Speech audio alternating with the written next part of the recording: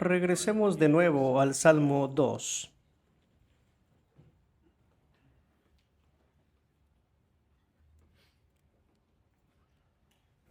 Salmo 2.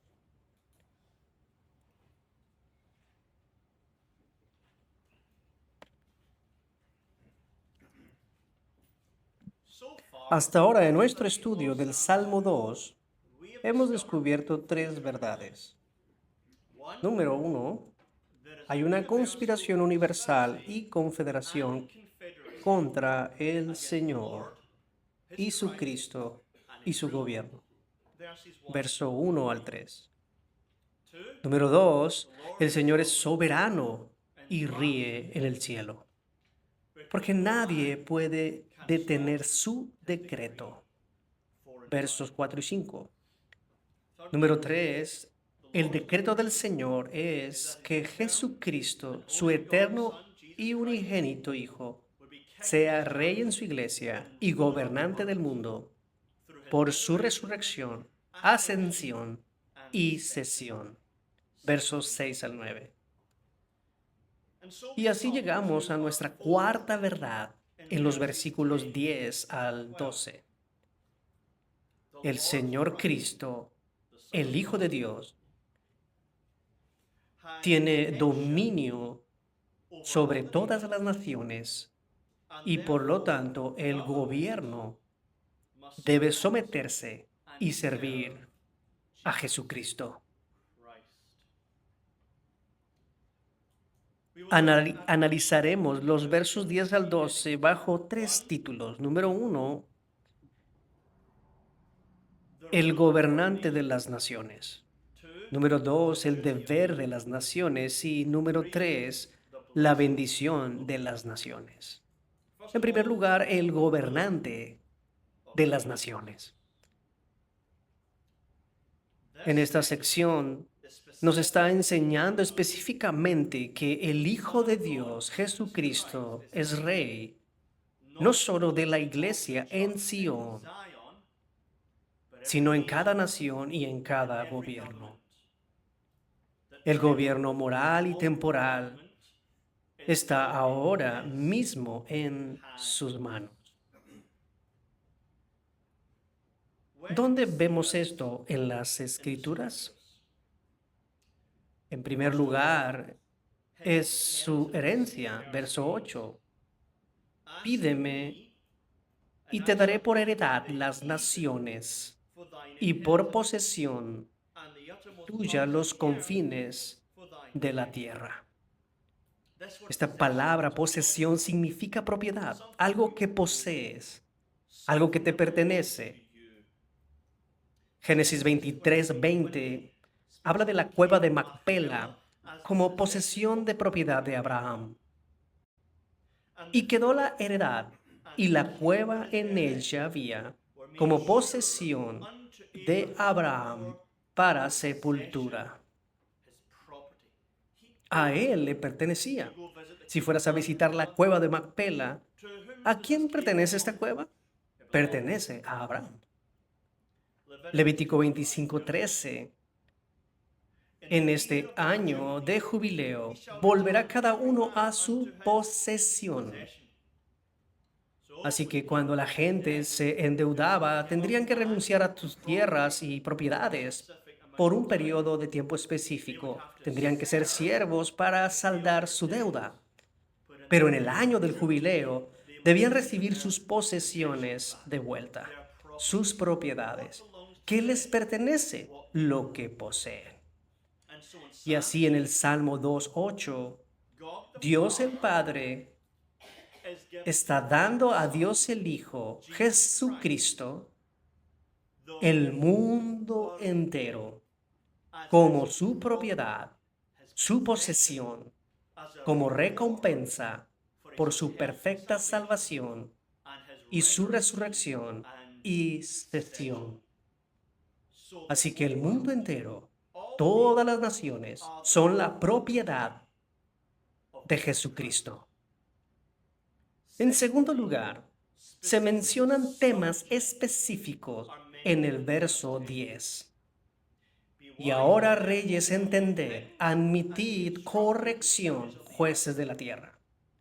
Ahora nosotros sabemos que no estamos hablando solamente de las poblaciones del mundo, de las gentes de las naciones. Estamos hablando específicamente del gobierno. Reyes, jefes de Estado, monarquías, el gobernante supremo o gobernador de cualquier país, jueces de la tierra.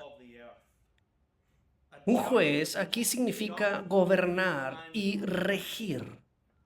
Es cualquier persona con autoridad política en el ámbito civil. Deuteronomio 16:18. Jueces y gobernadores te pondrás en todas tus ciudades que Jehová tu Dios te dará por tribus, los cuales juzgarán al pueblo con justo juicio. Así que en el 2024, si escucha la palabra juicio, pensarás en algo judicial, pero en realidad en la Biblia no hay separación de poderes. Aquellos en el magistrado civil en el Antiguo Testamento poseían legislación y poder ejecutivo y judicial en un solo cargo. Y así lo vemos aquí, jueces de la tierra, todos los que gobiernan y rigen con autoridad civil. Yo les estoy hablando a ustedes. Así que este es un gobierno civil. Esto está hablando de reyes literales y reinas. Habla de primer ministros y presidentes, parlamentos, congresos y el gobierno de todas las esferas en cada nación. En tercer lugar, hay mandamientos directos. Verso 11. Servid a Jehová. Verso 12. Besad al Hijo. Ese Hijo es el Hijo Rey de Sión, el Hijo unigénito, Hijo de Dios, aquel Hijo que ha pedido por todas las naciones, y las naciones y los reyes y los jueces son su posesión y propiedad.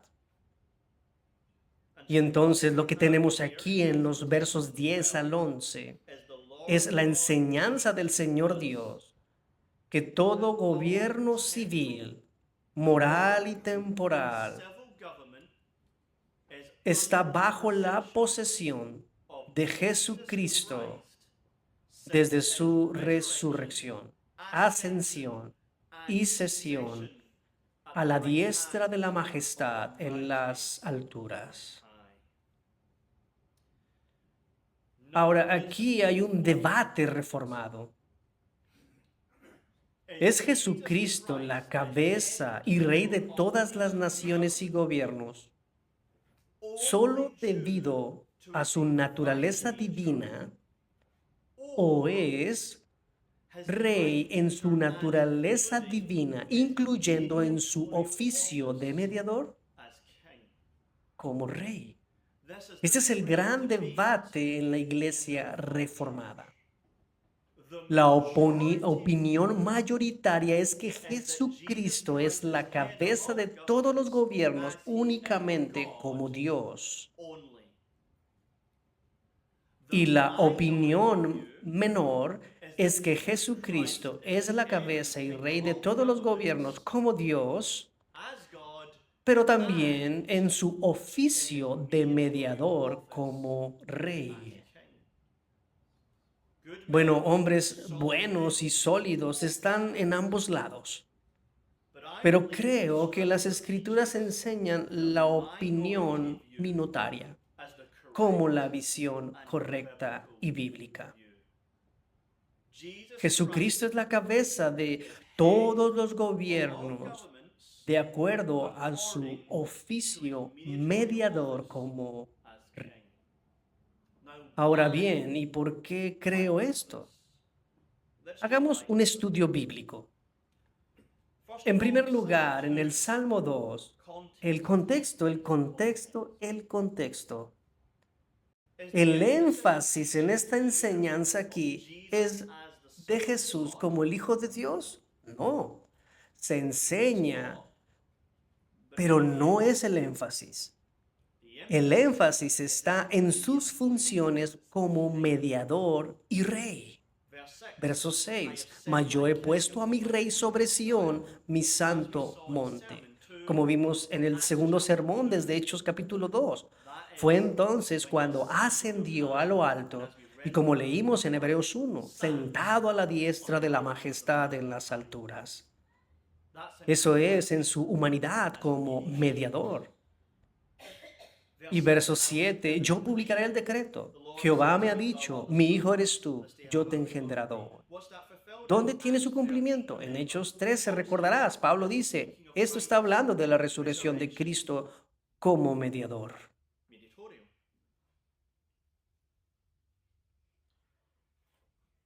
Y así entonces, cuando vienes a besar al Hijo, el Hijo es el que está en Sión, el Hijo que ha sido resucitado, es el Hijo como Rey.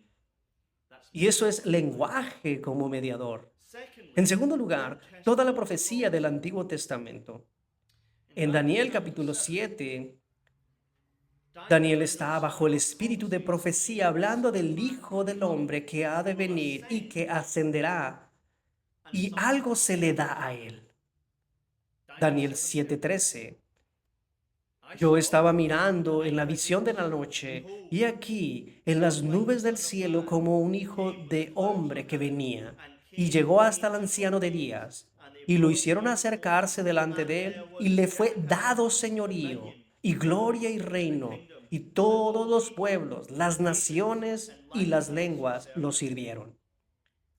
El Hijo del Hombre, el título número 1 que Jesús usó para referirse a sí mismo, ascendiendo a Dios, el anciano de días, en su ascensión, se le dio.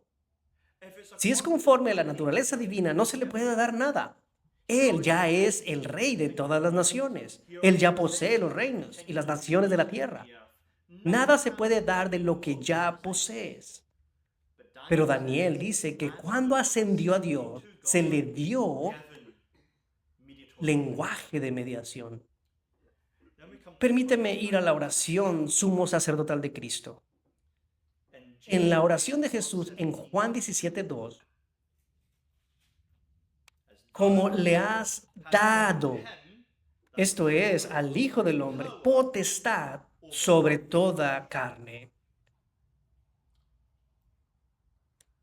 ¿No tiene Jesús poder sobre toda carne como Dios? Ciertamente que sí. Así que no se le puede dar, pero ¿qué se le puede dar? Esto es en su estado de humillación y luego en el estado de exaltación de acuerdo a su oficio de mediador como rey, entonces recibe poder sobre toda carne. ¿Y qué es lo que vemos en Hechos capítulo 2? Dios lo ha hecho Señor y Cristo. ¿Sobre qué base tiene la iglesia confianza para llevar a cabo la gran comisión? Id por todas las naciones y predicar el evangelio, y discipulen, y bauticen, y enseñen. Verso 16 de Mateo 28. Perdón, verso 18 de Mateo 28. Toda potestad me es dada en el cielo y en la tierra. Así que los derechos, la autoridad y el poder de gobernar en el cielo y en la tierra se me ha dado a mí. No sobre la naturaleza divina, lo cual que siempre ha poseído, sino dado en su oficio como mediador, como rey.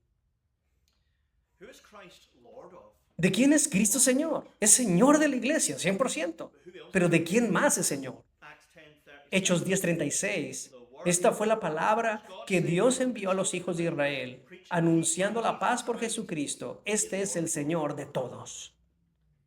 Él no es solo Señor de la iglesia, Él es el Señor del mundo. Y Él es el Señor del gobierno, reyes y jueces y gobiernos, reyes y reinas. Efesios capítulo 1, cuando Él resucitó de entre los muertos, ¿qué poder en autoridad recibió del Padre? Efesios 1:20, Dios el Padre, sentándolo a su diestra en los lugares celestiales, sobre todo principado y autoridad y poder y señorío y sobre todo hombre que se nombra, no solo en este siglo, sino también en el venidero, y sometió todas las cosas bajo sus pies y lo dio por cabeza sobre todas las cosas. De nuevo se da un lenguaje de mediación. Y finalmente, el lenguaje en el libro de Apocalipsis. Apocalipsis 1:5, en el contexto es lenguaje mediatorio. Y de Jesucristo el testigo fiel, el primogénito de entre los muertos, es lenguaje mediatorio. Y el príncipe de los reyes de la tierra. Príncipe significa aquí el gobernante, el que gobierna a los reyes de la tierra. Y finalmente Apocalipsis 17:14, en contexto, no solo mostrando el lenguaje, sino probándolo. Apocalipsis 17:14, el Cordero. Esto no es el lenguaje de su divinidad, sino de su oficio como mediador. El Cordero, porque Él es Señor de señores y Rey de reyes. Así de la Biblia, mirando el contexto de los nombres y oficios, describe a Jesús y mirando el lenguaje de dar y las recompensas que recibe en su ascensión y sesión, se le da el señorío sobre todas las cosas y la autoridad para gobernar reyes, gobiernos y poderes morales. Juan Calvino, como la palabra eterna de Dios, es verdad que Cristo siempre ha tenido en sus manos por derecho autoridad soberana y majestad, y como tal no puede recibir allí ninguna adhesión, pero aún así es exaltado en la naturaleza humana, en la cual tomó la forma de siervo. Por lo tanto, este título no se aplica solo a Él como Dios, sino que se extiende a toda la persona del mediador. Debemos aplicarlo a Cristo, quien solo ha subyugado al mundo a sí mismo y abrazó todas las tierras y naciones bajo su dominio. Pero generalmente hay una objeción de la opinión mayoritaria. Si Jesucristo es el Rey mediador sobre todas las naciones, entonces cada nación y todos en esa nación serán salvos eternamente. Porque Jesucristo nunca falla en su mediación en cualquiera. Es una objeción muy popular y es una buena objeción, muy buena objeción. Sin embargo, nuestra respuesta es esta. Nosotros hacemos una distinción. Cristo es rey mediador sobre dos reinos distintos. Existe lo que se llama el reino de la gracia y el reino del poder. El reino de la gracia es la iglesia. El reino de la gracia como reinado para salvar a su pueblo de sus pecados. El reino de la gracia es para utilizar los medios ordinarios de la gracia para llamarlos elegidos, para someterlos a sí mismo y gobernarlos como rey de la iglesia. Pero en segundo lugar, hay un reino de poder. Este es el control y liderazgo sobre el mundo y el gobierno moral y temporal. Y en ese reino es para gobernar, reinar y hacer su voluntad para el bien de la iglesia. Efesios capítulo 1, 22. No leímos las últimas palabras. Dice, y lo dio el Padre por cabeza sobre todas las cosas a la iglesia. Así que su cabeza, Señor y Rey y gobernante sobre todas las cosas, y de manera a todos los usaría soberanamente para llamar a la iglesia. O Juan 17:2. No te leí el versículo completo. Padre, hablando de sí mismo, como le has dado potestad sobre toda carne para que dé vida eterna a todos los que le diste. Así que en el reino de la gracia, todos aquellos por quienes Él hace mediación, cada uno de ellos será salvo y redimido. Pero es un gobierno diferente en el reino de poder. El propósito no es para salvar a todos en el reino de poder, sino para gobernar soberanamente sobre el reino del poder y hagan la voluntad de Cristo y van a perseguir a la iglesia, pero protegerán a la iglesia. Entonces, fuera de ese reino de poder, Él llamará a sus elegidos al reino de la gracia. William Simonton, presbiteriano escocés del siglo XIX, el poder más allá de la iglesia es esencial para la existencia, el aumento y el bienestar de la iglesia misma. Para que los miembros de su cuerpo místico puedan ser completados, Él debe tener dominio sobre todos los principados y poderes. El derrocamiento de la iglesia falsa, el cumplimiento de las perspectivas de la iglesia, supone que Él gobernaría con un poder incontrolable en medio de sus enemigos. 1 Corintios 15:25, porque es necesario que Él reine hasta que haya puesto a todos sus enemigos debajo de sus pies. Así que Jesucristo, en su oficio de Rey Mediador, es gobernante de todos los gobiernos, naciones y poderes. Aplicación 1. Esta es su gloria. Parte de su gloria de mediador es que en su naturaleza humana Él asciende hasta el cielo, se sienta a la diestra de Dios y se le da supremamente la autoridad en el gobierno de todas las cosas para que pueda disponer en la providencia lo que le plazca, para que pueda controlar todas las cosas para el bien de su propio pueblo. Y este es nuestro motivo para adorar a Jesucristo. Porque Filipenses capítulo 2, 9 al 11 no está diciendo que se le dio un nombre que es sobre todo nombre, para que en su nombre se doble toda rodilla en la iglesia y en la iglesia confiese que Jesús es el Señor.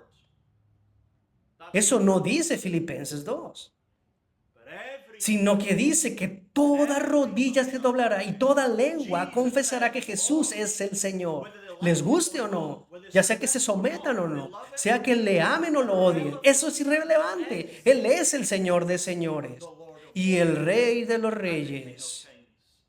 Y por lo tanto, Él recibe toda la gloria y toda la adoración debida a Él. Aplicación 2. Jesús está en control de todo. Daniel capítulo 2, verso 21. Y Él es el que cambia los tiempos y las edades, quita reyes y pone reyes, da la sabiduría a los sabios y el conocimiento a los entendidos. Y en su ascensión, eso que tenía por derecho divino, se le da a su oficio de mediador como rey. Así que como leemos nuevamente en Hebreos 1, Él sustenta todas las cosas con la palabra de su poder. ¿Dónde está el reino de Babilonia? ¿Dónde está el reino medo-persa? ¿Dónde está el imperio griego-macedonio? ¿Dónde está el imperio romano? Él es rey y tiene el control. ¿Dónde están todas las grandes naciones, reyes y monarquías, gobiernos y gobernantes? Vienen y van según a su voluntad. El imperio romano brutalmente sediento de sangre para destruir la iglesia. Yo tengo el control. Y convierte a Constantino y hace el cristianismo la religión oficial del imperio que una vez buscaba extinguir a la iglesia.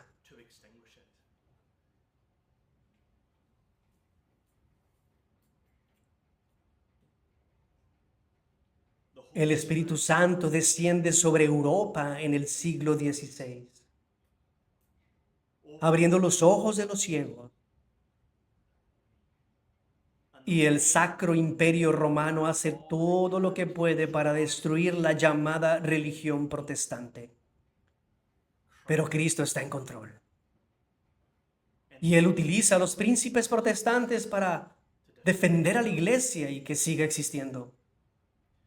Pero el Sacro Imperio Romano, el cual es 10 veces más fuerte que los príncipes protestantes. Pero Cristo dice, yo soy la cabeza de todas las naciones y utilizo el imperio otomano musulmán para atacar a Europa. Y cuando llegan a las puertas de Viena, el emperador del Sacro Imperio Romano entra en pánico. Y dice, necesitamos toda la ayuda que podamos. Entremos en un tratado con los príncipes protestantes y dejaremos de perseguirlos en sus tierras. Si ellos nos ayudan a vencer el problema desde el este. O en Escocia, en mi propia patria, la cual es una pequeña congregación en comparación a quienes apoyaron a la verdadera religión. Pero ellos tenían a la francesa María de Guisa como poder político en nuestro propio país, uniendo vertebralmente con la gran y poderosa Francia, pero Cristo es el Rey de las Naciones, así que Él usa a Elizabeth, aunque a ella no le haya gustado, y de un golpe envía la marina al mar del norte y expulsa a los franceses de Escocia, y luego comienza e inicia la reforma protestante en Escocia. Ucrania, Israel, el Líbano, Estados Unidos, todas estas maniobras políticas, todos estos tumultos, todos estos cambios económicos, esas cuestiones políticas morales. Él está en control. Él tiene el control absoluto.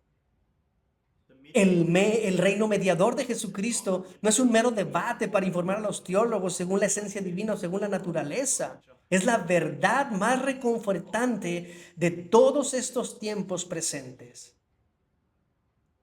Porque cuando ves el mundo que te rodea, tú ves esto. Él está en su trono. Él tiene el dominio supremo. Él está haciendo lo que quiere por tu bien, por ti y por ti y por la iglesia. Tengan consuelo en el dominio de Jesucristo como mediador. Pero en segundo lugar, el deber de las naciones. Ya que Cristo es cabeza de todas las naciones, hay un deber para todos los reyes y jueces. El deber hoy en día es visto como un trabajo bastante común y no debería de ser. El deber es una obligación moral en donde alguien está obligado a llevar a cabo algo. Los padres tienen el deber de amar, proteger y proveer a sus hijos. Los hijos tienen el deber de amar y honrar a sus padres.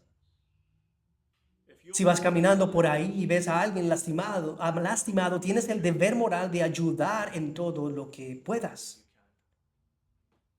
A la gente de hoy no le gusta el deber, porque el deber significa deberías estar haciendo lo que deberías estar haciendo y no hay excusa. Toda la humanidad tiene un deber también. Eclesiastés 12:13, el fin de todo el discurso oído es este: teme a Dios y guarda sus mandamientos, porque esto es el todo del hombre.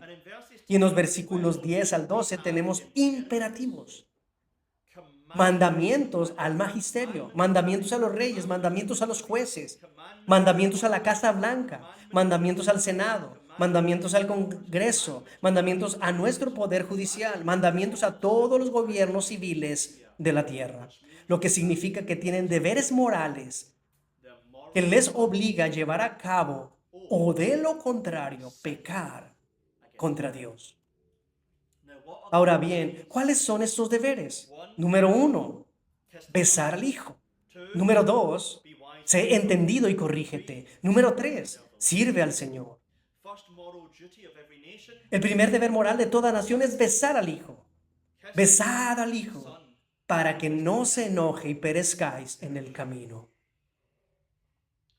La palabra beso significa humilde sumisión, devoción y lealtad. Como vimos durante la vida de José en nuestra serie de este año en Génesis 41:40, cuando el faraón exalta a José para ser gobernante, ahí el hebreo literal es: todo mi pueblo te besará en la boca, lo cual significa que te exalto a mi diestra y todos deben besarte. Deben someterse humildemente y estar en total lealtad contigo. Primero de Samuel, capítulo 10, verso 1. Samuel estaba ungiendo a Saúl como rey. Y Samuel tomó una redoma de aceite y lo derramó sobre su cabeza y lo besó. Besar a Saúl era una señal de humilde sumisión, devoción y lealtad. Y así que besar al Hijo simplemente significa que los reyes, jueces y gobiernos deben reconocer públicamente el gobierno de Dios y Jesucristo, sometiéndose a Él y jurándole lealtad. Este es su deber. Y si no lo hacen, ellos pecan y están bajo su ira divina. Verso 12. Y entonces, cualquier nación que no esté haciendo esto, está en rebelión contra Jesucristo y contra Dios. Pero alabado sea Dios. En la historia y en el tiempo presente, las naciones y los gobiernos reconocen su deber y hacen esto. En mi propio país, en nuestros estatutos políticos de 1560, son documentos oficiales que dicen que es una nación cristiana y la lealtad suprema es a Dios y a Jesucristo. En 1638 y 1643 hubo pactos oficiales donde los líderes políticos y la iglesia juraron lealtad a Dios en el nombre de Jesucristo. Y de la misma manera fue el convenio de Mayflower. Simplemente aplicaron el Salmo 2. Y déjame leerte el Mayflower de 1620.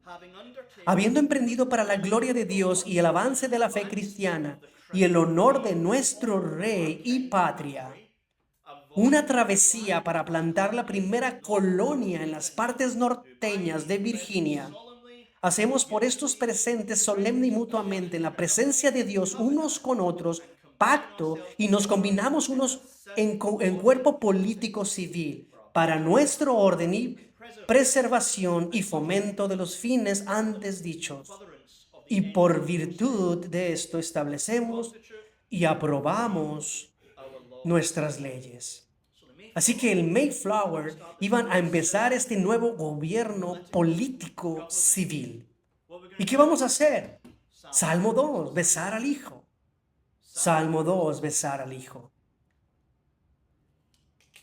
Hoy en día hay decenas de naciones que tienen esto. Todas las naciones escandinavas lo tienen. Zambia lo tiene. Tonga lo tiene. Escuche la constitución oficial de Samoa.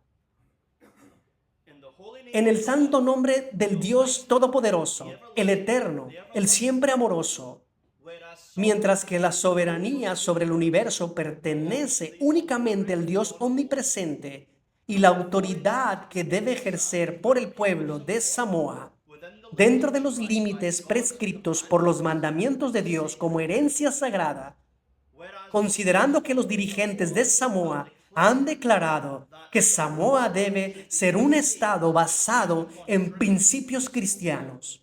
Samoa es una nación cristiana fundada en Dios el Padre, el Hijo y el Espíritu Santo. Así es como se ve realmente una constitución. Y así también nosotros como cristianos debemos orar y desear y trabajar hasta que cada nación cumpla con su deber. Besar al Hijo. ¿Sabías que 3 veces en el siglo XIX la iglesia en Estados Unidos hizo una petición al Congreso de tener una enmienda a la Constitución, que esta nación es una nación cristiana bajo Cristo? Abraham Lincoln recibió la noticia y dijo, estoy de acuerdo. Y lo intentó en 2 ocasiones, no, lo siento, en una ocasión, de llevar esto al Congreso. Y el Congreso se negó incluso a ponerlo en discusión. Y en otras 2 veces en ese siglo, organizaciones e iglesias buscaron entrar al pleno del Congreso y cada vez se lo negaron.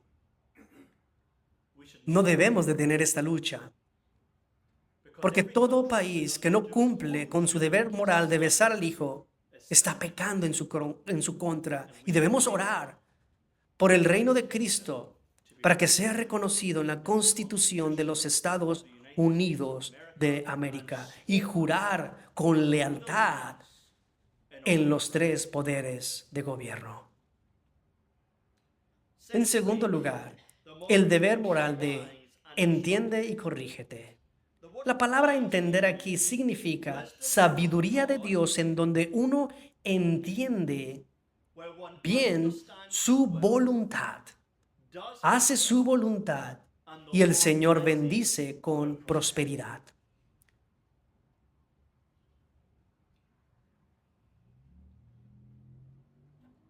La palabra prosperidad en Jeremías 29:9 es la misma palabra aquí para entender. Guardaréis pues las palabras de este pacto y las pondréis por obra para que prosperéis. Y eso es sabiduría cuando tú haces las palabras del Señor reveladas en su pacto. Dios te bendice y te prospera. O en Proverbios 1:3, para recibir la instrucción de prudencia, justicia y juicio y equidad, pues el temor del Señor es el principio de la sabiduría. Y esta es una sabiduría en la que los pastores deben enseñar. Jeremías 3:15, y os daré pastores según mi corazón, que os apacienten de conocimiento y de inteligencia. La palabra corrígete aquí significa ser corregido a la verdad. Y la palabra corregido a menudo se traduce disciplinado o castigado. Por ejemplo, en el Salmo 94:12, bienaventurado el hombre a quien tú, corriges y en tu ley lo instruyes. Así que instruir significa aprender de la palabra de Dios. Sé humilde, someterse y dejar que te corrija a tus puntos de vista y hacer la voluntad del Señor. Y esto comienza con la iglesia. Porque las llaves del reino son dadas a las iglesias, a la iglesia y no al Estado. Las llaves del reino, del derecho a predicar la palabra, de administrar sacramentos y ejercer la disciplina eclesiástica. El Estado no tiene ningún derecho en estas tres áreas. Así que es el trabajo y el deber de la iglesia predicar la palabra, no solo al pueblo, sino también al gobierno. A esto es lo que nuestros antepasados llamaban el oficio profético de la iglesia. Era enseñar la palabra de Dios al gobierno. Y luego, en respuesta, el gobierno debe humillarse, escuchar y aplicar la palabra de Dios. La segunda confesión helvética, uno de los cánones teológicos y constituciones suizos, que el magistrado civil sostenga la palabra de Dios en su mano y tener cuidado de que no se enseñe nada contrario a ello. Asimismo, que gobierne al pueblo que Dios le ha confiado con buenas leyes hechas conforme a la palabra de Dios y que las mantengan en la disciplina, el deber y la obediencia. Y este es el deber de todo gobierno, venir a la iglesia y preguntar, ¿qué es lo que nos enseña el Señor? Queremos la palabra de Dios. Y es por eso que históricamente la iglesia envió ministros a predicar a los reyes, a los gobiernos, en los parlamentos. Y hay muchos libros impresos cuando puedas leer los sermones al magistrado civil. En tercer lugar, servir al Señor, verso 11. Servir a Jehová con temor y alegraos con temblor. La palabra servir aquí puede ser una palabra amplia. Servir al Señor puede significar adoración pública. Servir al Señor puede significar guardar sus mandamientos. Servir al Señor puede significar hacer que su pueblo sirva a Él, pueblo de Dios, con temor y alegraos con temblor. El deber moral no es una obediencia externa, honrando con los labios, pero el corazón está lejos de Él. Eso es malo ante los ojos de Dios. Los reyes y los jueces sirven al Señor con temor y alegraos con temblor. Pero ¿cómo puede el gobierno hacer eso? Adoración. Salmo 100. Cantad alegres a Dios, habitantes de toda la tierra. Servir a Jehová con alegría. Venid ante su presencia con regocijo. ¿Cómo puede un magistrado civil hacer eso? Solo hay un verdadero Dios y todos los demás son dioses falsos. El pluralismo es contrario a la Biblia. Ninguna nación debería ser pluralista. Todos los dioses y todas las religiones son iguales. Absolutamente aborrecible para Dios y la Biblia eso. Todo gobierno tiene el deber moral de decir un Dios verdadero y todos los demás dioses son falsos y adorarlo solo a Él. No debe haber ningún musulmán en el escenario, ni un hindú, ni un ateo y luego este o aquello. Y al final hay un pastor evangélico ahí. Eso es pecaminoso. Debería ser solo el único Dios verdadero. Mandamientos, Deuteronomio 11:13. Y sucederá que si obedecieres cuidadosamente mis mandamientos que yo os mando hoy, amando a Jehová vuestro Dios y sirviéndolo con todo vuestro corazón. ¿Qué dice el verso 13 en este caso? Que el trabajo del Estado es hacer justicia, castigar el mal y recompensar el bien. ¿Qué es lo bueno y qué es lo malo? ¿Quién lo decide? Bueno, lo pusiste en manos de un hombre. Bueno, bienvenido al 2024, donde la gente se alegra del mal y odia lo bueno. Y llaman bueno a lo malo y a lo malo bueno. Necesitamos un estándar. Y ese estándar son los 10 mandamientos como la ley moral. Romanos 2, la ley moral escrita en la naturaleza humana. La ley moral se revela en la totalidad de la Escritura, pero especialmente resumida en los 10 mandamientos. Y así los 10 mandamientos deben ser la regla de la tierra en cada nación en particular. La primera tabla y la segunda tabla. En tercer lugar, deben servir a la ley protegiendo a su pueblo. Este es el Salmo 2, verso 1. ¿Por qué se amotinan las naciones y los pueblos piensan cosas vanas? Se levantarán los reyes de la tierra y los príncipes consultarán unidos contra Jehová y contra su ungido. Más bien sirvan a Jehová, reyes y jueces. Eso significa que sirves al Hijo, no persiguiendo, sino protegiendo a su pueblo. Isaías 49, y de nuevo escuche el lenguaje del texto. Así dijo el Señor Jehová: he aquí, yo alzaré mi mano a las naciones. Ese es el tiempo del nuevo pacto, porque previamente dice que el Mesías será la luz a los gentiles. Está hablando del nuevo pacto y no del antiguo pacto. Y a los pueblos levantaré mi bandera. Reyes serán tus ayos y sus reinas tus nodrizas. Así que en el tiempo de la luz de los gentiles, que es posterior a Mateo 28 en la Gran Comisión, los gentiles deben establecer un estándar. Los reyes y las reinas no son como los pueblos. Los gentiles son salvados, pero los reyes y las reinas en el magistrado civil son los ayos y nodrizas que protegen y nutren. Es la tarea del magisterio civil. No interferir con las llaves del reino en la predicación, la administración de los sacramentos o la disciplina eclesial. Absolutamente no. Se rebelarían contra el Hijo haciendo eso.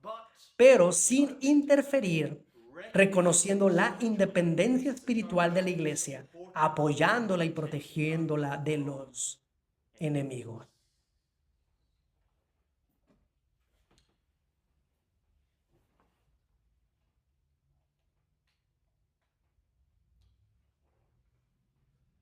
Estoy consciente de que estoy hablando a estadounidenses en el año 2024 y en el mundo moderno la idea de religión nacional es contraria.